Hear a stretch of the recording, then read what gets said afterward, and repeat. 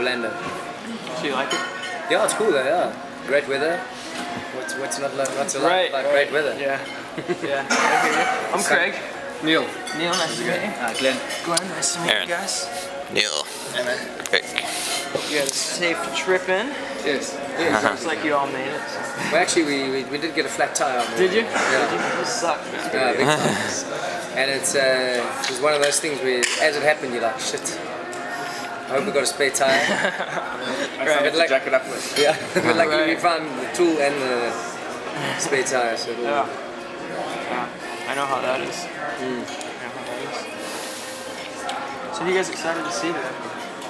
Airborne Toxic event. Yeah. Yeah. They should be Oh, cool. Mute Math as well. Yeah, meet back. We actually played with Mute Math about Did 4 you? years ago in London, England. How was that? Awesome. Cool, yeah. I mean, it was a small little venue, small show, but they're very cool. Yeah. I don't know, maybe they've changed. It's since funny, we were actually wondering what had happened to them. Oh yeah. You know, because it's, I mean, they obviously came across our radar because we played with them. And then we were kind of hypothesizing the other day whether they're still around or, you know, what's happened. And then here's Bob, they're headlining this festival, so it's pretty cool. When did you find out they were here? You didn't know they were here? Yesterday. Yeah. Yes. Okay. Yeah, we know very little of what we're doing. It's kind of... So this is just one stop on the map. You guys are. Yes, pretty you guys much, are yeah, okay. This is no big deal. Okay. no, I mean, it is a big deal. No, of course, but you kind know of- what I mean. You know what I mean. It can be We lost. prefer just to get there and Yeah. find out the details. Yeah. Otherwise, Yeah. we don't have big brains. Right. Cram as little as Right. possible You into just them. play. Yeah. I get it. Craig. Cool. Paul. Doing good. Aaron. Nice to meet you. Hi. Hey, cameraman. Yeah. Alright. Okay, well, why don't you tell us a little bit about where you guys are in your career? I know you got several albums out, and you've done a lot in what's your home country, South Africa. Why don't you tell us a little bit about that? Yeah, we've been around for just over 10 years, quite a long time. We're from Johannesburg, South Africa. We've done very well in our own country. Played packed arenas, you know, had lots of hits on radio and awards and all that jazz. And we started to do really well in Europe and England as well. And we're busy working on our 5th studio album. There's that. 4th. Our 5th. Yeah, our 5th studio album. Yeah. So you write while you're on tour? Yeah, pretty much. I mean, we write all the time, and you know, kind of just before we go into studio, we try and all get together in the same space because that's the most difficult part, and try and get something cohesive, do a bit of pre-production, and then we go in and lay it down. I mean, a lot of the shaping of the song actually happens while you're in studio because you might go, oh, let's cut that out and add this and change this. So it's an evolutionary process. And we've just recorded 15 songs, and we hope to do another 10 or so before we actually release the album. And then obviously we'll get whittled down to an album length, maybe 12 or 14 songs. Right. And then we'll tour the album pretty much starting next year, March. Probably start in South Africa and then Europe and then America, South America, Japan. So what's it like going from a place where you've got, like you said, you've got a lot of success back home, playing packed arenas and stuff, and then you come here and do a show like last night? Well, funny enough, the last show we did in South Africa was, okay, it wasn't our show, we actually opened for Coldplay. Oh, cool. But it was at a stadium, and well, I think there were 65,000 people. Wow.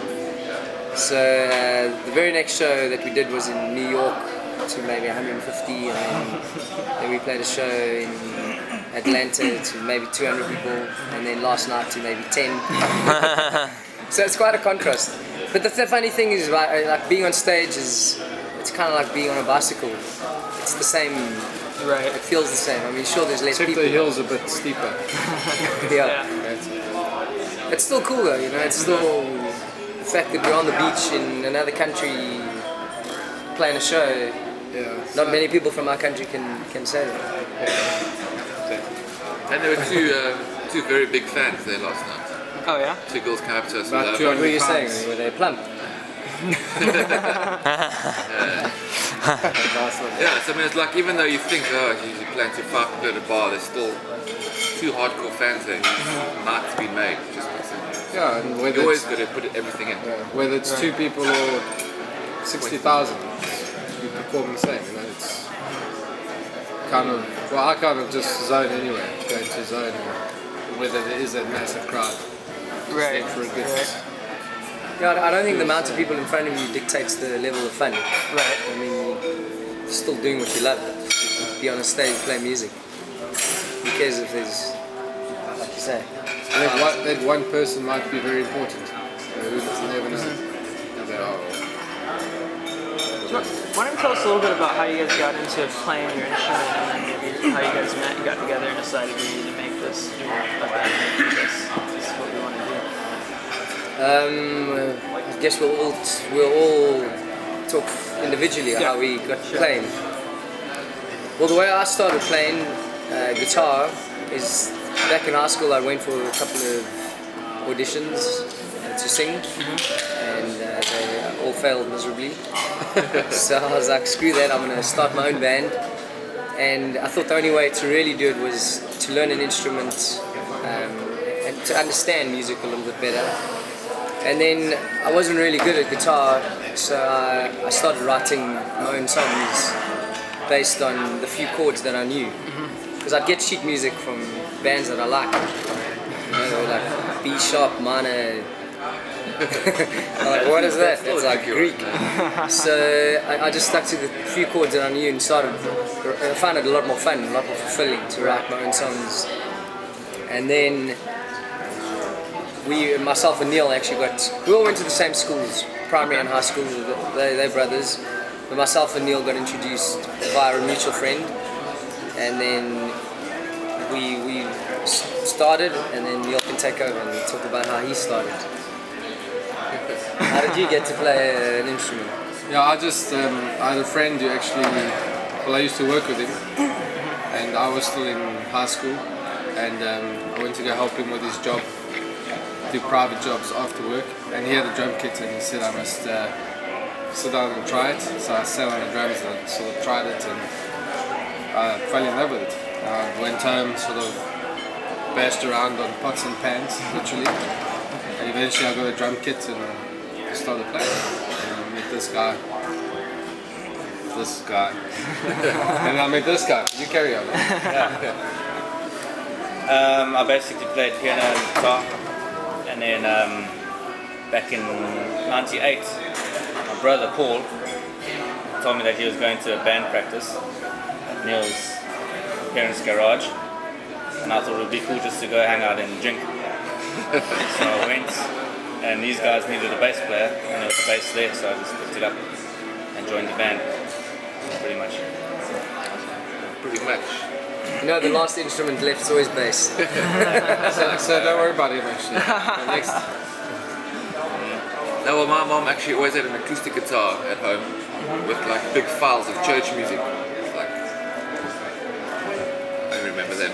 But you also, like, I just got bored. You'd like go C, G, like it was never fun on your own. Like even also, I bought guitar magazines and learned 2 bars of a Green Day song. I was like, ugh. But like suddenly when you're in a group of people and there's drums and someone singing, then it all magically fits together. And suddenly it's interesting. More fulfilling. That's it. So what did your family and friends think about you guys when you decided to pursue it as a career? I mean, obviously most people don't do something quite as ambitious, with their lives.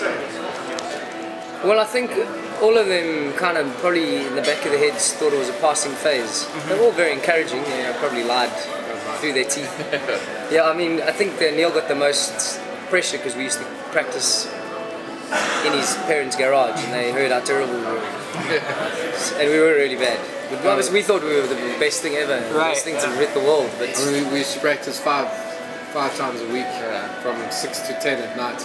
But then sometimes we'd go over until like midnight. And then, so my dad used to like pop his head in and say, "Hey guys, come, that's enough."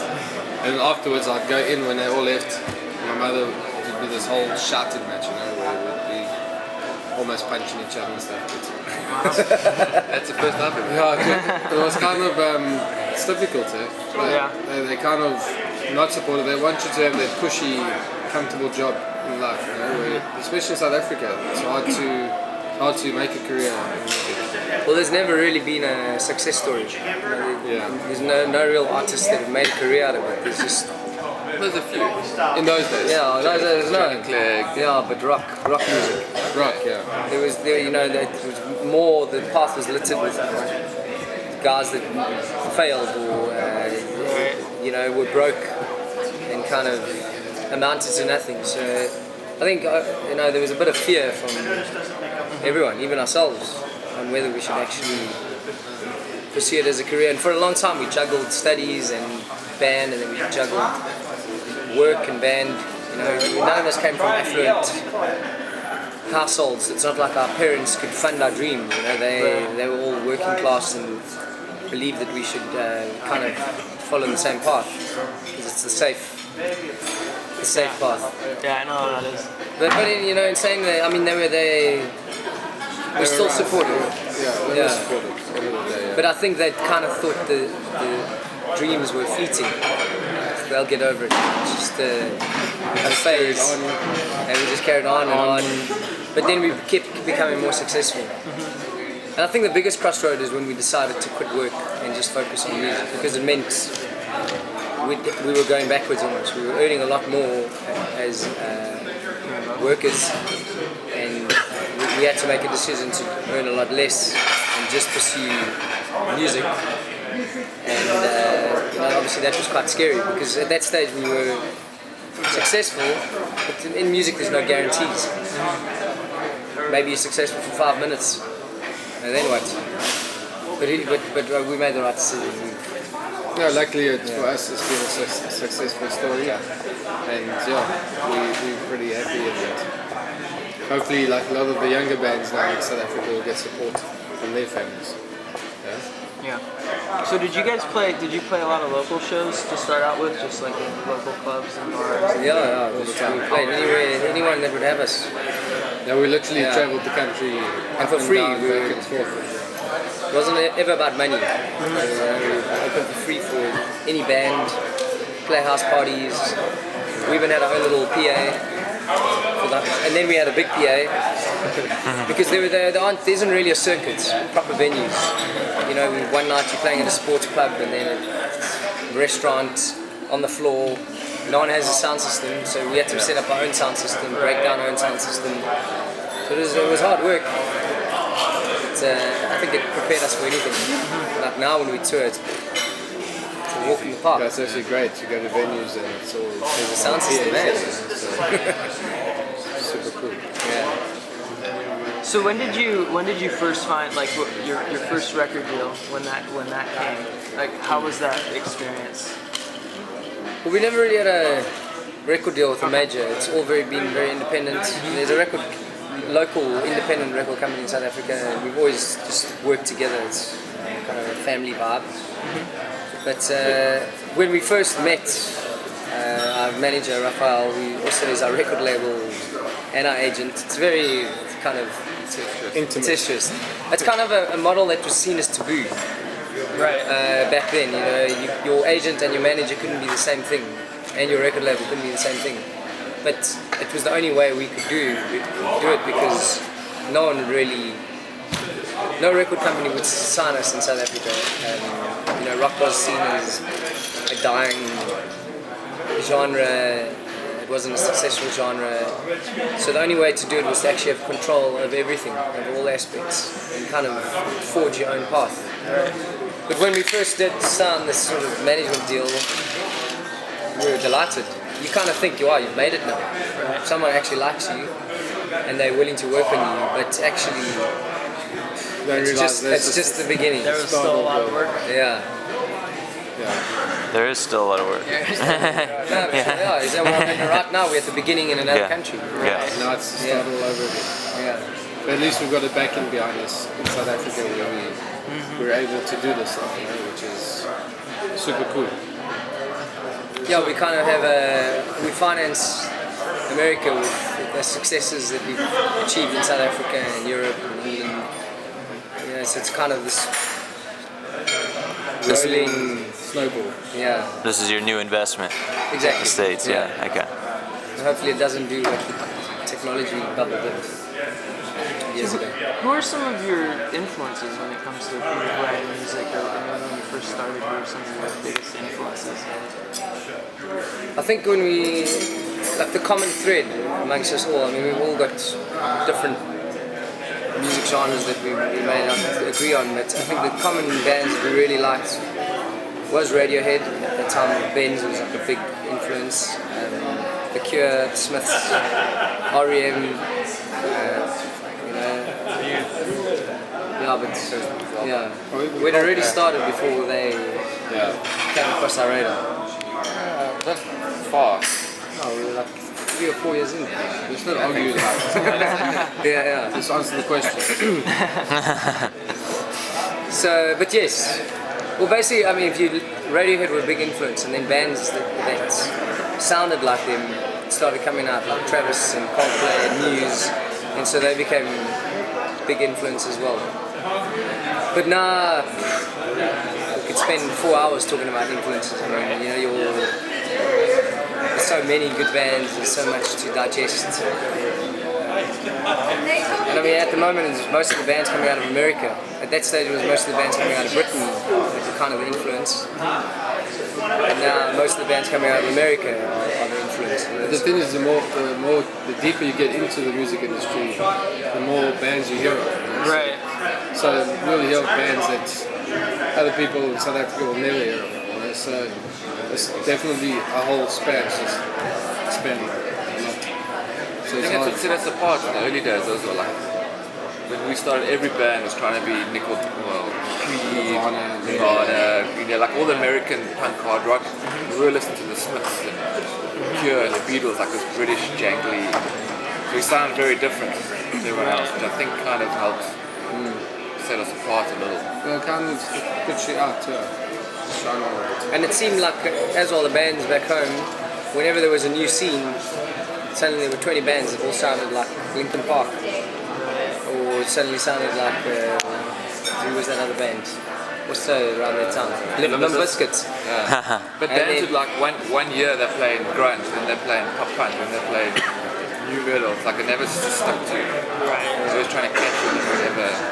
I mean, if you look at our first recordings, we haven't deviated much from what we sound like today. It's just that's what we digested and that's what we put out. That's all we can do. You can play. Yeah. We learned the 4th chord last year. Open our world. So what's the writing process like when you start work on your new album? When do you start? Like, how do you start? Is it vary by the song? Yeah, it's kind of very organic in the beginning. I'll just generally go with a song and acoustic guitar, sing it to the band, and they'll go, oh, that's crap. Sing us another one. And then from there we build on it.